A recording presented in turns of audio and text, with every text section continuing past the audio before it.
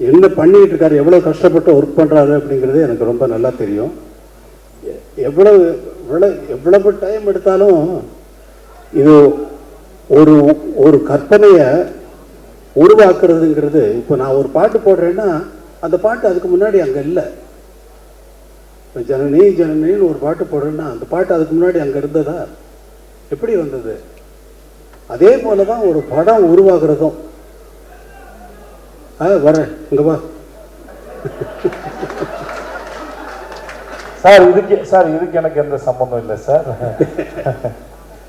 நீங்க ஆடு கூப்பிட்டு வரலையா? பாருங்க சார், பேசும்போது சொல்லிட்டாங்க சார், பால் தொந்தரவுக்கு மன்னிக்கும் சார். என் மேல கோவப்படாதீங்க சார். இல்லை நீங்க உங்க ரெண்டு பேர் பேரை சொன்னாலே ஆடியன்ஸ் வந்து அவ்வளவு தூரம் ஆடியன்ஸை நீங்க அவ்வளவு தூரம் கவர்ந்து வச்சிருக்கீங்களா இல்லை நிஜமா கூட்டு வந்தீங்களான்னு தெரியல. ஆனா நீங்க தான் சொன்னீங்க எனக்கு. ஆமா சார், ஆமா சார். நீங்க தான் சூரிய வந்து ஆள் கூப்பிட்டு வந்து சொல்லி அவர் தான் எனக்கு சொன்னாரு. இங்க இது விடுங்க.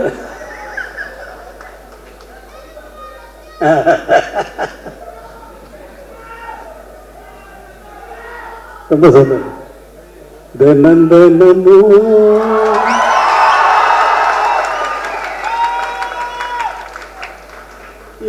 நினைப்பு வளைக்கிறதே என்ன துளைக்கிறது. ஏண்டா இந்த உலகத்தில் வந்து பிறந்தோம்னு தினமும் ஏன் நினைப்பு என்னையே வளைக்குதே என்னையே துளைக்குதேன்னு நான் பாடுறேன். அவ்வளோதான். அதை வந்து தினமும் ஓ நினைப்புன்னு கதாநாயகிக்கு போட்டாச்சு. அதை பாடுறதுக்கு சஞ்சய் சுப்பிரமணியம் அவர்களை வச்சு நான் பாட்டை எடுத்துனதுக்கு அப்புறமா வந்து வெற்றிமாறன் வந்து இல்லை சார் உங்கள் வாய்ஸ் வேணும்னாரு. அப்புறம் அவருக்குன்னு ஒரு பாட்டு மனசில் ஒரு மாதிரியா இருக்கு அப்படின்னு சொல்லி பாட்டேன். மனசில் ஒரு மாதிரியா இருக்கு. அமைதியா கேளுங்க. மனசில் ஒரு மாதிரியாயிருக்கு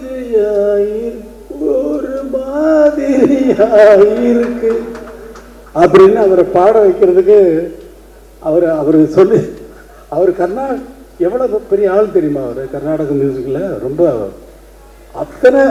அத்தனை பெரிய வித்வான்கள்கிட்டையும் இருந்து அவங்க மாதிரியே பாடக்கூடியவர். அவங்ககிட்ட இருந்து என்னென்ன கற்றுக்கிட்டாருங்கிறத அவர் சொன்னார்னா நான் வந்து அவர் நாள் முழுக்க கேட்டுகிட்டே இருக்கலாம். அப்படிப்பட்ட ஒரு சங்கீத வித்வான் அவரை கூப்பிட்டு சினிமாவில் பாட வச்சுட்டேன். இங்கே கூப்பிட்டு இழுத்து பிடிச்சி இங்கே வாங்க இங்கே வந்து பாடுங்கன்னு சொல்லி அவர் ரொம்ப நன்றி சஞ்சய் சுப்பிரமணியன். அதே மாதிரியா வேற என்ன பேசுறதுன்னு தெரியல. இந்த விடுதலையை வந்து உங்களை மாதிரியே நான் ரொம்ப ஆவலோடு எதிர்பார்த்துக்கிட்டு இருக்கேன். ஏன்னா நான் தான் முதல்ல பார்ப்பேன். எனக்கு அப்புறம் தான் நீங்கள் தான் பார்க்க முடியும். நான் தானே முதல் ரசிகன். எனக்கு தானே முதல்ல போட்டு காட்டுறீங்க.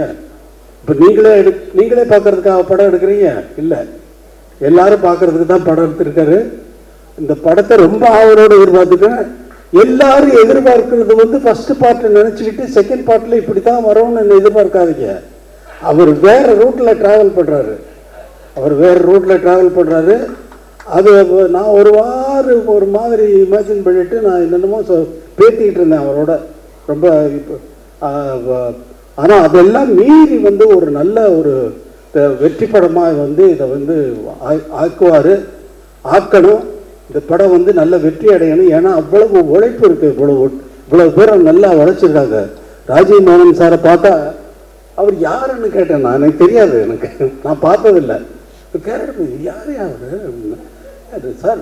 ராஜீவ் மேனன் சார். யார் இந்த கேமரா பண்ணுவார்? அவராருங்க. ஆமாம் அவர் தான். என்ன சார்?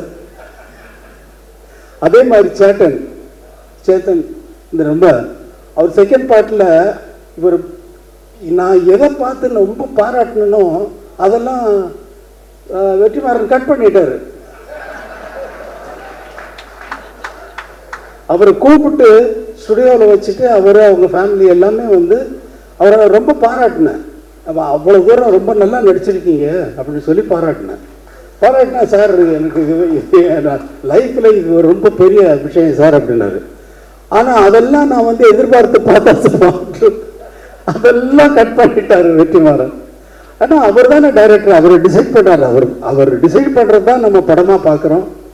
இந்த ஒரு படத்தை உருவாக்குறது ஒரு ரொம்ப கஷ்டமான விஷயம். ஒரு டியூனை உருவாக்குறதும் அதே போல். டியூன் வந்து எனக்கு வந்து எப்பொழுதுமே என்ன இருக்கும்னா, ஒரு டைரக்டர் ஒரு படம் ஒர்க் பண்ணுறேன்னா மைண்டு உள்ளே வந்து ஒரு சுச்சுவேஷன் சொன்னாங்கன்னா உள்ளே வந்து பிளாங்க் ஆகிடும், எம்டியாக இருக்கும், ஒரு கற்பனையும் இருக்காது. ஆரம்பிச்சாச்சுன்னா அது பாட்டுக்கு வந்துக்கிட்டே இருக்கும். ஒரு டைரக்டர் வந்து ஒரு படம் நான் தெலுங்கில் ஒர்க் பண்ணுறேன்.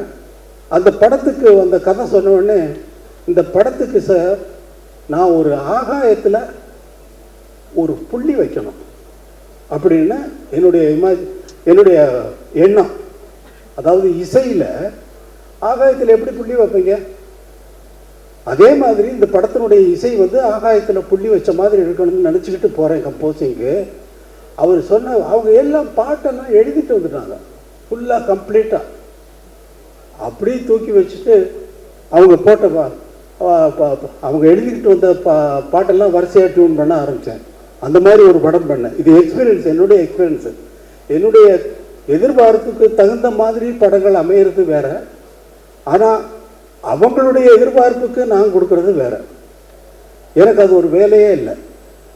இவங்களுடைய எதிர்பார்ப்புக்கு என்ன ஆகாயத்தில் புள்ளி வச்சிருக்க சார் நான் சொல்ல முடியும் வெற்றிமாறன். அவர் சொல்கிறதெல்லாம் கேட்டுட்டு அப்படியே வாட்சேன்னா அது பாட்டுக்கு அவர் ஃபுல்லாக ரெக்கார்ட் பண்ணுறாரு. ஃபுல்லாக வந்து திடீர்னு பார்த்துட்டு எங்கேயோ கிளம்பிட்டு பாடிட்டு பார்த்தா இவர் இப்படி இந்த பக்கம் இப்படி பிடிச்சி இதை வெற்றிமாறன் ரெக்கார்ட் பண்ணிக்கிட்டு இருக்கீங்களா, அந்த ஃபுட்டேஜ் எல்லாம் எனக்கு கொடுங்க. அவர் வேற எங்கேயாவது போட்டாருன்னா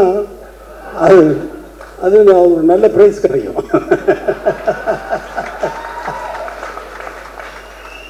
பிரைஸ்னா பிரைஸ்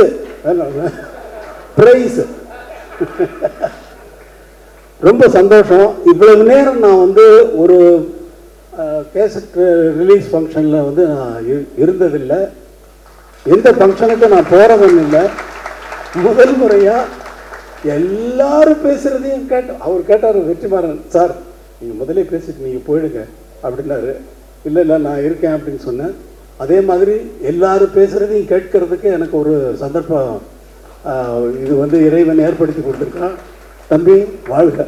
உன்னை பற்றி அவர் சொல்லிக்கிட்டு இருந்தார் விஜய் சேதுபதி. ரொம்ப அப்பாவை கேட்டேன்னு சொல்லு. ரொம்ப